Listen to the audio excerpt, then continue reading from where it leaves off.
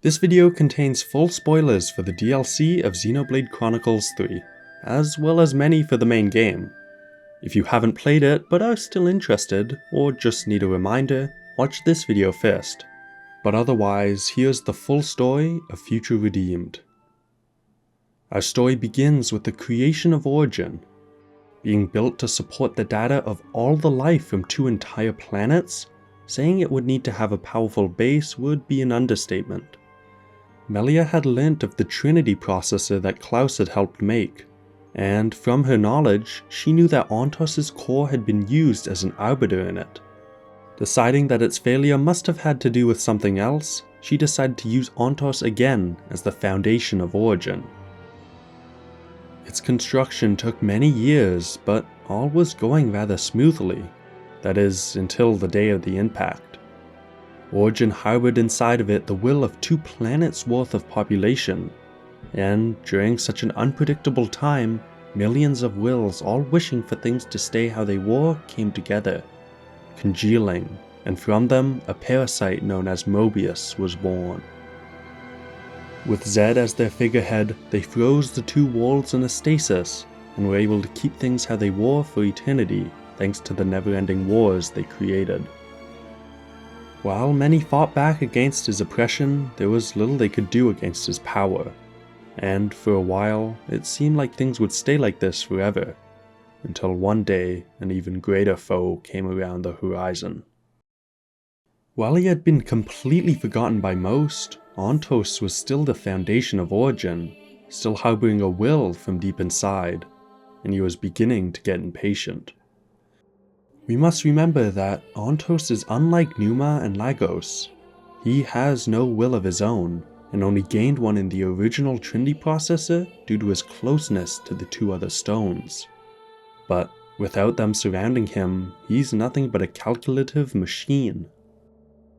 In the first Xenoblade game, Ontos takes the shape of Alvis. Having been formed by the regret Klaus had felt for being born into this world, he was able to help Shulk to eventually defeat him. Now though, lying deep within Origin's depths, the only thing he had rubbing off on him is the original purpose he had been put into Origin with, saving lives for the future. He hated the endless now that Zed had created, and concludes that only the new life, that of the people of the city, ought to be preserved. With a new will, he gave himself a new form, proclaiming himself Alpha, with the goal of collecting the life from the city to leave for a new world, erasing the old world behind him, harboring no sympathy for those left behind.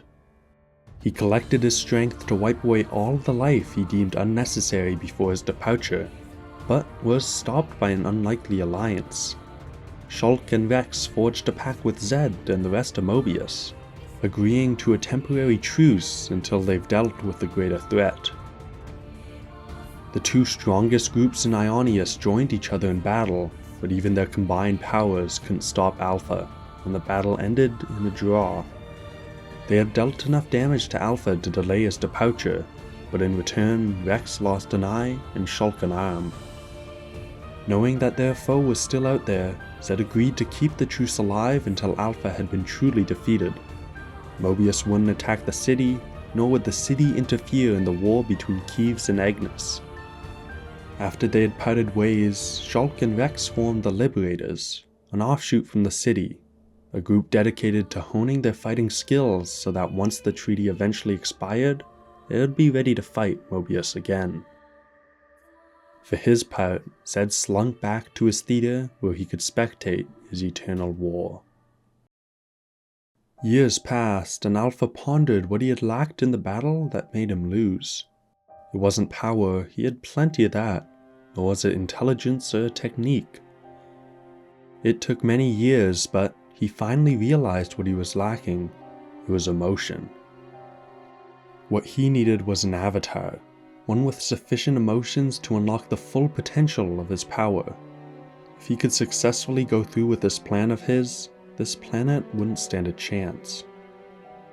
Of course, now he had to find a candidate to be his avatar, one with strong emotions that fell in line with his own goals. someone who hated the current state of the world and was willing to sacrifice everything to save the people from the city.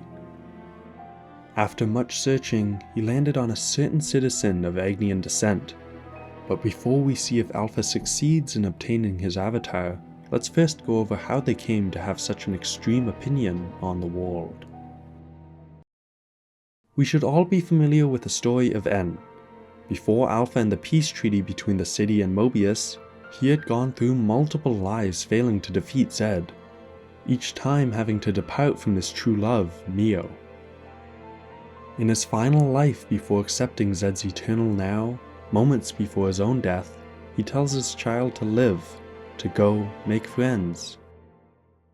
He leaves his child alone, and forgets all about him after accepting Zed's offer to become Mobius, to save his precious Mio. While N may have given up on the fight against Zed, his son had not, and grew up to be a great Ouroboros warrior. Although it ought to be mentioned that, at this point, the full potential of Nia's Ouroboros stones hadn't quite been reached. They still enhanced the powers of those chosen to be the next generation of Ouroboros, especially when they worked together with heightened emotions. But they had yet to find a way to combine into a single omnipotent being. N's son fought well, surviving through his battles to eventually grow old, now working to train the next generation of Ouroboros. Eventually, Alpha had his battle against Shulk, Rex, and Zed, and following that, the pact between Mobius and the city was made.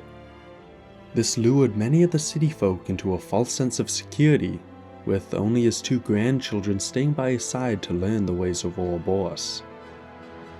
First, there was Matthew, who had a strong fighting spirit inside of him, often rushing his training so that he could sooner stop the eternal war between Kieves and Agnes. Matthew also had a special power within his blade. Anyone he hit with his special move instantly became a part of Ouroboros, although the reason behind his gauntlet's power was long from being discovered. Then the daughter, Niall, who was quite the opposite, with the viewpoint that they should ignore fighting outside of their borders, as they have nothing to do with each other, instead focusing on protecting the lives of those within the city. Thanks to the peace that the treaty had created, the city's population flourished, and eventually a small group of volunteers left to found a second city. While Niall was hesitant to let them leave, the group parted with hope, knowing that they had the chance to make an even greater city that would serve as a safe haven for many people. Of course, this was not the way things ended up.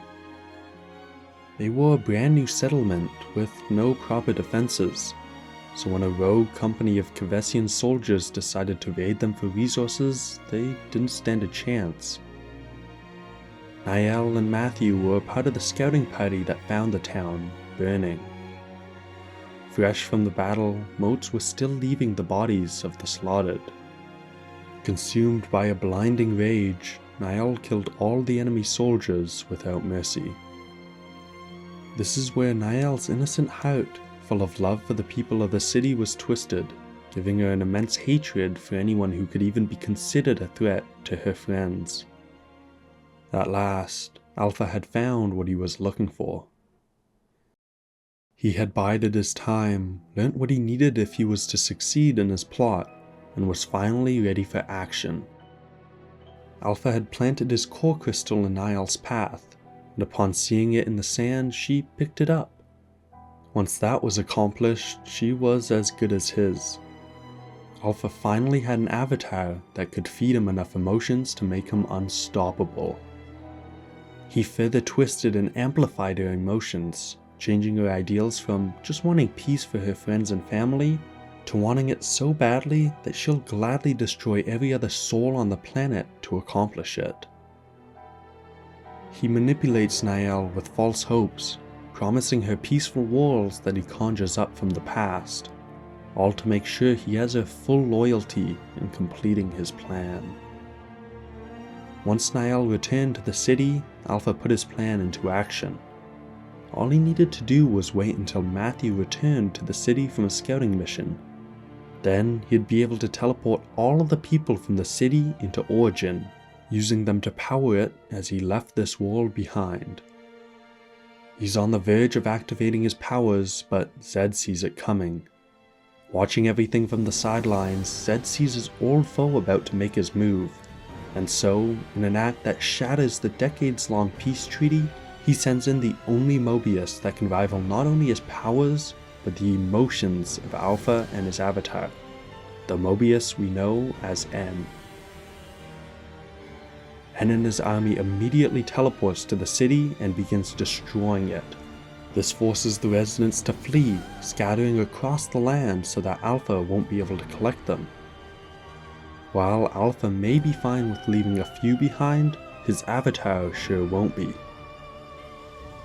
N's legions are more than capable of driving off the citizens, but only N can face off against Alpha himself, and so they fight. You would never understand. This is my choice! Gramps shows up, and for the first time since his childhood, he sees his father, fully clothed in the garb of the enemy. He stands there in shock as his father and granddaughter fight to the death. Alpha may have an avatar finally giving him the emotions he needed to unlock the full potential to his power, but he only just started to inhabit Nihil recently, and neither have had time to grow accustomed to it, whereas N has spent decades honing his body and controlling his emotions, quickly gaining the upper hand in their fight. He readies his blade and goes for the final strike, but it's his very own son who stops his blade, refusing to let him kill his own great-granddaughter. Matthew finally arrives at the brutal scene, and in one final act of desperation, Gramps uses his fading Ouroboros power to launch out to Nihil. While I can only assume it was an attempt to separate Alpha's soul from Nihil's body, it ended up having quite a different, unpredictable effect. The power of his final action causes a massive explosion. Matthew is blown away and Alpha retreats, taking all the citizens that he managed to muster with him. N is the only one left standing, surrounded with the destruction he caused, as M is summoned to the scene, only able to watch in horror at the massacre her husband has caused. So back up a bit. It turns out, during Gramps' explosion, while he failed to separate Alpha as a whole from Nihil's body, he did succeed in breaking Alpha's consciousness in two, with one half being ejected from his body.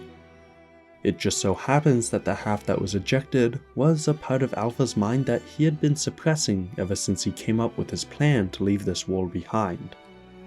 This other half represented his conscience.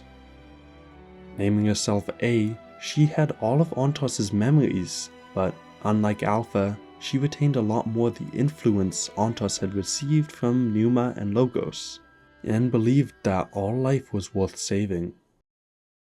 After being blasted away by the explosion, she ran into Matthew, who had already begun searching for other survivors.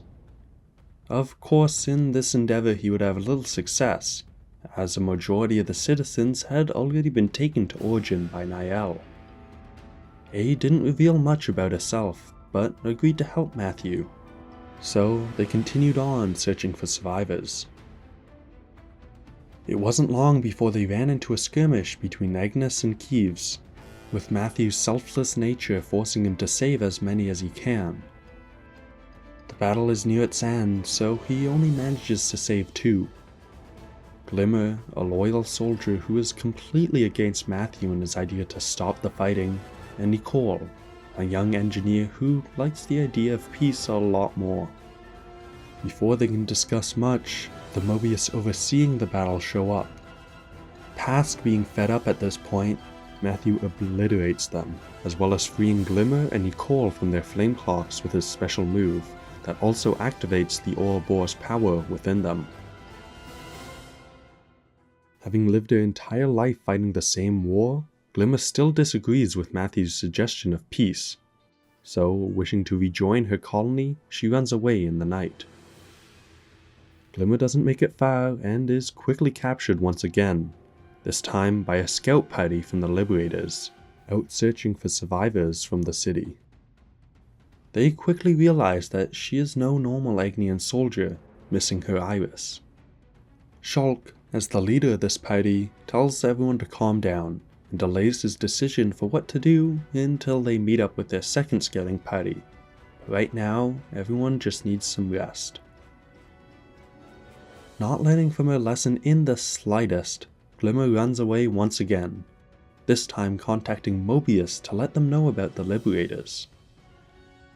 Mobius W heeds her call, but knowing that soldiers without irises are useless to preserve the Eternal Now, he immediately shoots at her. It's only a stroke of luck that Shulk arrives in time to save her.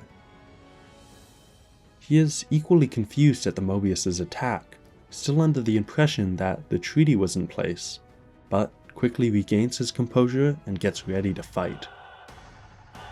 Hearing the commotion, A, Matthew, and Nicole run over and join the fight, as well as the captain of the second scouting party, Rex, wielder of the Aegis Blades. Together, they manage to overpower the Mobius, successfully destroying him and the furnaces he had fused himself to. After almost being killed by who she thought was her ally, Glimmer finally realizes who the real enemy is. Realizing that their goals align, the three groups join forces, heading back to the Liberators' home base to recuperate. While Glimmer and Nicole are finally given a break from the eternal war they were born into, Shulk and Rex are trying their absolute best to not freak out. From observing their looks and mannerisms, it's clear to the two captains that these two soldiers are their very own children, stuck in Zed's loop.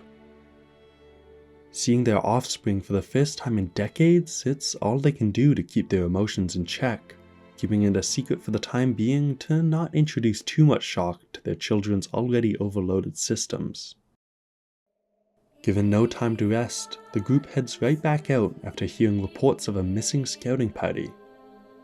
They arrive at the scene, and so does Niall, who has come for Matthew. She urges him to come with her, for what is the point of living in a world where life is worthless? He considers it, fully trusting the word of his sister, but his comrades stop him, insisting that Alpha's prophet can't be trusted. And so they fight. Immediately, our crew finds themselves overpowered. Alpha may have his other half fighting against him, but with his power and Niall's emotions, they don't stand a chance. N teleports in and joins the fight to ensure that Matthew isn't apprehended by Niall. Knowing it's emotions that power Alpha, he overpowers them with emotions stronger still. Niall still questions her resolve, but N has dealt with his regrets long ago, and he beats Alpha back. Math jumps in to stop him from dealing the killing blow to his sister, and Alpha takes the chance to retreat to Origin itself, where she'll await Matthew to come to her. Before he leaves, N warns them not to accept a challenge, as he is more than capable of defeating Alpha on his own. He teleports away, leaving Matthew in a distraught state. His home has just been destroyed, his grandpa killed by his great-grandfather, and his very own sister just having been revealed to be a villain. He doesn't know what to do.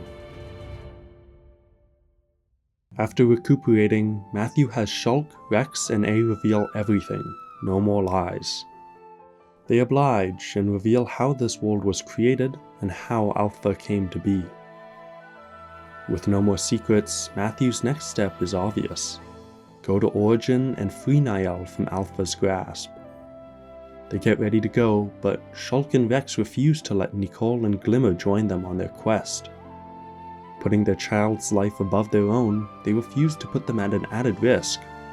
It's only after Riku helps the younglings unlock a higher potential of their Ouroboros power that the two fathers recognize that their children have grown in their absence and are more than capable of fending for themselves. So they commence their journey to Origin, currently hovering just above Prison Island, a location Shulk knows all too well. After a long journey, they arrive at the passage that'll allow them to hop into Origin, where they find N lying in wait. He explains how the only reason Alpha hasn't already left this world to die is because Niall's emotions won't let him leave Matthew behind. So there's not a chance in hell he's letting them get past. They begin their fight under Origin's watchful eye, En with his Sword of the End and Matthew with his special gauntlets. The power exchange from their blows cause Origin to leak out memories, letting Matthew see what really happened in the city. These memories expose the truth of everyone's motivations, how En was only destroying the city so that the scattered residents could be the future of this world, and Alpha who only saw them as a power source. Interrupting their conversation from going any further, Alpha comes down from on high, blinding them all with light while bringing them not another memory of the past, but rather a vision of the future he promises. We find ourselves in a world similar to our own. It's the original world before Klaus caused it to be split in two by the Trinity processor. A world that was full of prosperity and progress before the ambition of man brought things to an end. This world of peace, this is what was promised to Niall. Matthew finds her playing the piano as kids play around her. She begs him to join her, to let them experience this beautiful world for themselves. But A steps in and tells her the truth. This isn't a potential future, it's a nightmarish past that Alpha can only summon thanks to his memories before this world was split in two. His promises to her have been no more than lies. Matthew begs his sister to reconsider, telling her that their future is one they need to build with their own two hands. Niall finally realizes her mistakes, but it's too late. Alpha puts a stop to their memory, kidnaps his avatar, and prepares to kill our heroes for good. Our heroes stand their ground, knowing that life is on their side, and so begins the fight for the survival of Ionius. They fight and are evenly matched. Even with the Monado in hand, Alpha's current state can't supply enough power to defeat them, so instead he tries to convert them. Reaching out to Matthew's soul, he grabs onto the turmoil still festering inside of him, trying to bring him over as he did with Niall. Noah steals his resolve, and as he screams out in refusal, En jumps in, freeing both Matthew and Niall from Alpha's shackles. Mobius and Man fighting side by side, they prepare for their final clash against the god of this world as he releases his true form. Alpha tells them that while it's regrettable Matthew won't be joining him, he must forsake them all. The Olden Ones, the Olden life, and all their Olden notions. The stage is ripped away by his swelling power, his body growing to many times its size, summoning a massive Monado to boot. He stares at our heroes with his mechanical mask, and the final fight begins. With power like they've never seen, Alpha drives them back, and it seems like they don't stand a chance. In a moment of desperation, En pulls his thoughts together and comes up with an idea. His Sword of the End, holding the power of Logos within it, has long sensed something within Noah's gauntlets, a similar type of power.